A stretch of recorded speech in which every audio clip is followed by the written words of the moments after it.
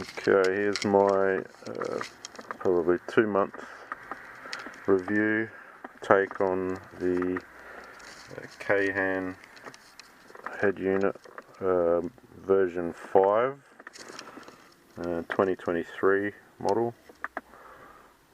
Just my take on some few pros and cons about it in a WM Caprice Series 1. And so I've got a pretty much mixed feelings about it. So firstly, I'll start off with the pros. It looks good, matches the car very well. Can't really complain. It's probably 10 out of 10 for looks. The only thing I probably will do after warranty expires, I might take off the sides here if it can be done, and just paint it gunmetal grey or so to match the below and on top, if I could be bothered. Probably won't even bother anyway. Has an anti-glare screen which seems to work pretty good. It works with the steering controls perfectly. Haven't had any problems with that. Touch screen is very good.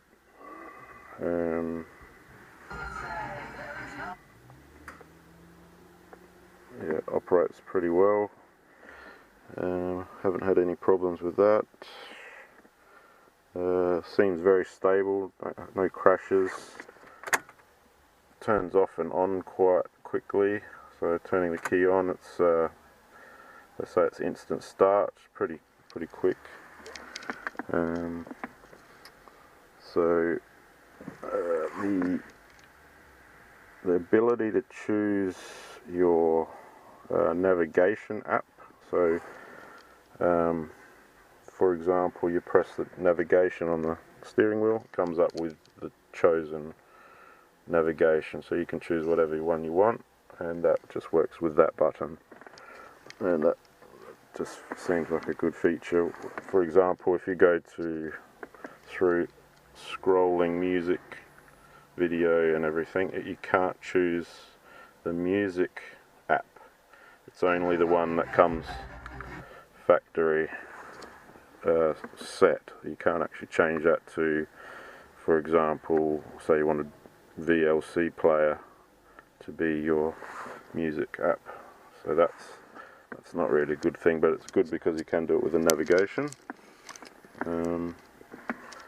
Another good point about it, which you don't see people in their top 10, or for example apps to install, here at work I have to go through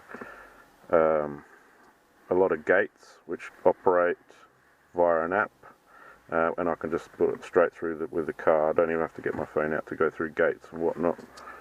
So if I press a button, it opens that gate that I'm driving up to, which is good. And again, with the security cameras we have at work online, just shows up all the cameras, so I can be driving along and viewing the office, what if I'm down the back, for example. So that's a good feature. Most people in their top 10 apps will say things like Spotify or YouTube or things like that. Okay, so that's for that. Again, with the looks, when I installed it, I had to buy this piece, which is, I believe, from a Calais, which is just slightly different to the WM Caprice. The Caprice sort of come across here as well. That was not easy to fit, but it seems like it fits up pretty well when I get the rest of the dash in, lines up as it should. GPS is good, signal was good, FM radio is good. I haven't added the DAB radio yet. I don't know if I ever will, so I can't really comment on that.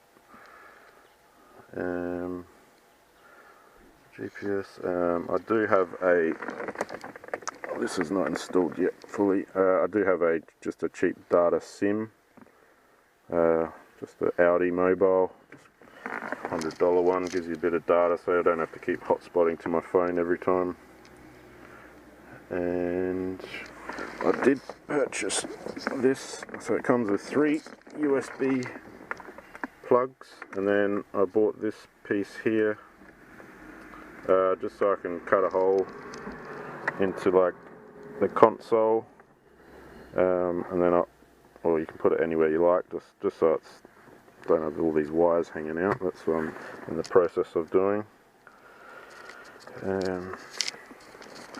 Okay, so I guess I'll start with the cons against it, which was a fair bit more than the pros. Okay, just got my notes here. Okay, so the biggest con for it is it doesn't have so it does connect to the rear screen, the headrest screens. They're on at the moment. So let me just, for example, put the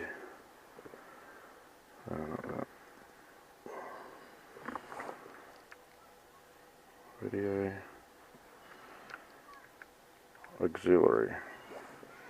Okay, so the auxiliary, so that's playing a DVD from the rear of the car, which is a factory DVD there, which is controlled it from the rear.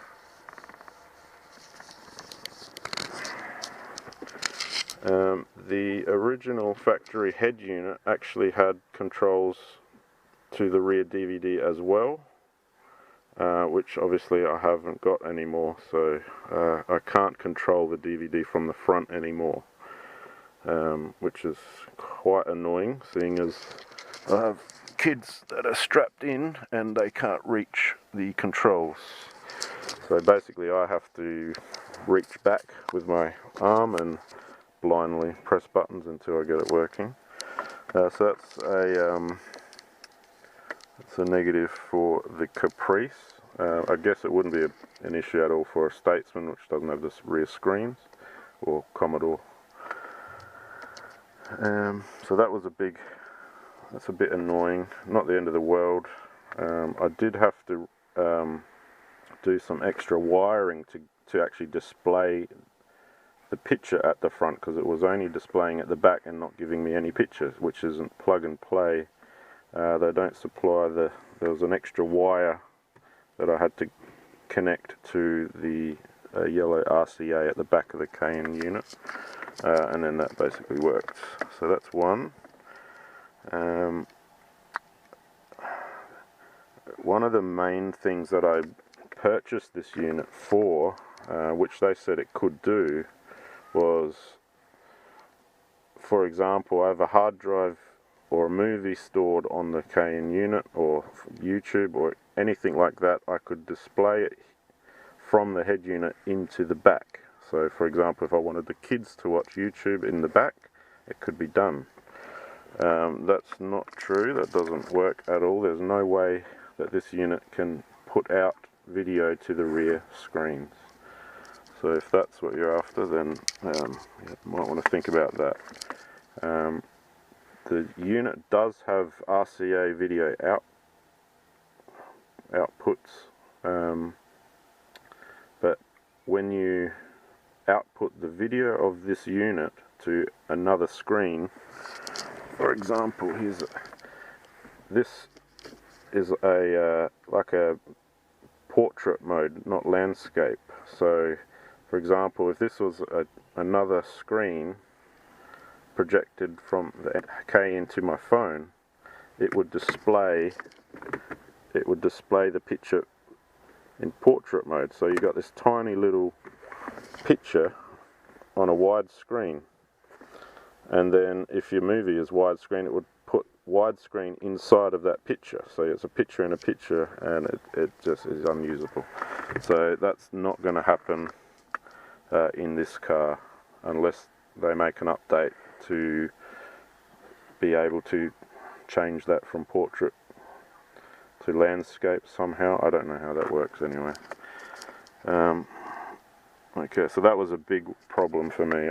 That was the main reason for purchase. I was sick of playing DVDs, scratch DVDs for the kids, and sick of changing DVDs where I could just put a hard drive full of movies for the kids in the back. So that's not an option. Okay. The Bluetooth phone connection, I have since worked that out. That works fine. The problem I was having was the phone, when I answered the call, it was so loud. It was deafening, and there was no. It was already set to low, and it was just too loud, too unbearable. But I found a setting hidden through the developers section, which apparently you're not meant to go into, and I clicked that button, and then it turned it down to bearable. So that's not really a problem now. So another thing, so if you were going to connect an aftermarket screen in the back, so for some sort of eBay or Amazon or whatnot screen, this will still have that same problem with the picture-in-picture. So that's not a problem, not an option. You would have to basically have a hard drive in the back, connected to the back screen separately, if you wanted it for that reason. And okay, another thing is on their ad, the Kayhan audio ad, they advertise that it has HDMI in or out. That's not true. There's no HDMI on this Kayhan unit at all. These USB, I believe it is USB 1.0, very slow. It's not too slow. I just believe it's the cheapest way to get USB onto this unit. I can't get anything else to work with this USB except these thumb drives. I'm not sure about a large solid state drive. That might work. So basically a hard drive, a 2 terabyte hard drive for example, the ones that spin up, they don't work. This does not put out enough power to spin it. It just keeps clicking. I've tried 2 different ones, and they just don't work. Another thing, USB controller. Maybe a USB controller if you wanted to get so a RetroArch game emulator on there. I don't think that this is going to work for that either. I'm not too sure. So basically this is it. I have tried my phone plugged in for Android Auto, and that doesn't work either. It does try to work. It pops up, the screen automatically detects, my phone's detecting, and it just says connecting and then stops. And then it tries to connect again and stops. I just haven't worked that out. That's with a wire. Wireless doesn't work at all. I have not had any luck with that. It did work one time, but I just don't know what combination. It might be the wrong cable or whatnot. Maybe only one of these USB, one of the 3 is for Android Auto, and the other 2 are not. I haven't worked that out yet. So Android doesn't work. So the factory music app is very hard to navigate songs. So how you've got it on the memory stick, thumb drive, is not how it's going to show on here. So I really don't know what formula they're using to sort this out, and there's no way to resort it. No, nothing. Yeah, not much I can say about that. Obviously no CD player, DVD player in the front anymore, so no stacker.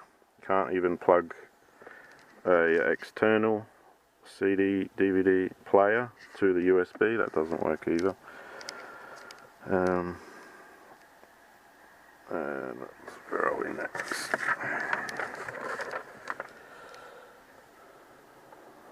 So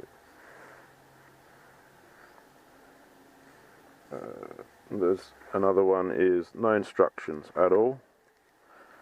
No instructions how to use it. No instructions how to install it. There was just nothing in the box. I thought maybe once I had it connected there might be something preloaded on there, but there's absolutely nothing. It wasn't a great deal of difficulty. I've installed stereos back in the day, 2000s and whatnot, so I didn't really have too much of a problem apart from trying to wire this video RCA wire. I did have a problem with as soon as I plugged it in the first time, there was no sound at all, and I contacted Kayhan, and they got back to me pretty quickly and said I had to cut a wire and join it to a different wire, which was just like an amp, to start the amp. It wasn't powering up, and not enough voltage for the amp to start up, but that was fixed up pretty quickly and easily. I think his name was Bill Morrison or something like that. Okay. The home screen. This is all you get. You can't customize anything on this screen. The only thing you can do on this screen is put your tacho and speedo. That's it. These don't move for screens. These don't move. Can't adjust the wallpaper. Can't adjust the color. This is what you get. Luckily, this car is quite a black and silver interior, so the backdrop does kind of match. If you had, say, red highlights in your interior, you can't really change that, put any red backdrops or car logos, things like that. None of that works. I don't know if it's meant to be like that. I have found no way to adjust any of that. So display settings, this one here, this is the only screen where I can actually see any difference on this in the settings menu. So that's the only time it adjusts. The dark theme, that does nothing either. Wallpaper does nothing. I guess because it's such a fast startup time, there's no logo to start up with, it just instantly starts. So that's a bit of a bummer. It would be good to change some sort of customizable home screen. That would be good. Alright, another thing is the sound. Well, the sound is very good. The sound, for example, the radio here, the sound, so this is comfortably loud now on 4. It seems like each time it clicks up or down, it's doubled or halved. So 3 is twice as loud as 2, 4 is twice as loud as 3, 5 is getting quite loud, and that is very loud with the car off, and it's only at 6, and that goes all the way up to 30.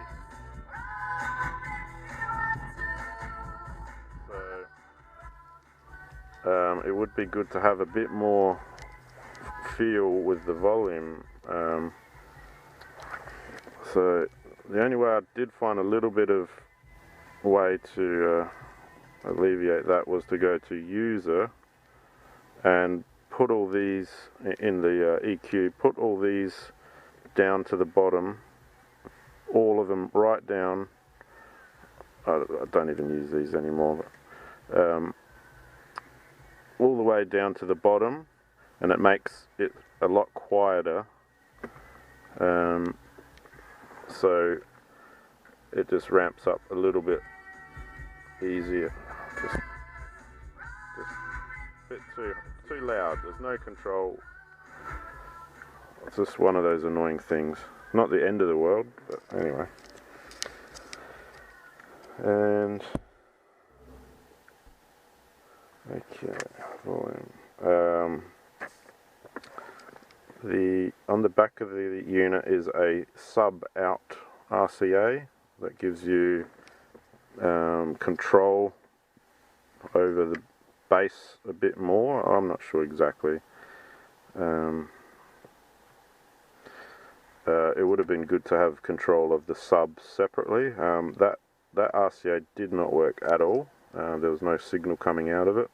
So this sub, because I've got an aftermarket sub and amp in this unit, I had to just use the rear RCA outputs of the unit, and so that works like that. So that's pretty much it for now. Yeah, so this all fits up. I mean, there's slight gaps here. It's not really that bad, not noticeable. That's the only difference. The rear heater controls up there, they when they were operated with the previous factory head unit, they would show up on this and show you their what's going on with that. This is a tri-zone. After the car's off, it is tri-zone, so it does work. Two different zones in the front and one in the back is all separate. So that does work. It just does not display on here anymore at the front. Not a big deal. That's about it at this stage, I think. I don't have a reverse camera. That does pop up. The standard parking sensors all work fine. They work as normal. They beep as normal. The sound, I don't know where the sound comes from, but they beep at the front for the front sensors and at the back for the rear sensors. I don't know how that's operating, but that was all as normal. The air conditioning buttons, they're okay, can't complain. You can't do, once you're in reverse, this screen comes up and you can't do anything. That's kind of annoying, but I guess. So once it's out of the reverse camera screen, everything will operate again. So this is a bit, it's not as easy to use as the physical buttons, but I honestly haven't really had a problem with it. Most of the time I set this at one setting and just leave it. Most of the time, unless I'm desperately hot or desperately cold, then I'll just sit there and I'll go flat out cold or flat out hot. That's about it. No heated seats in this car.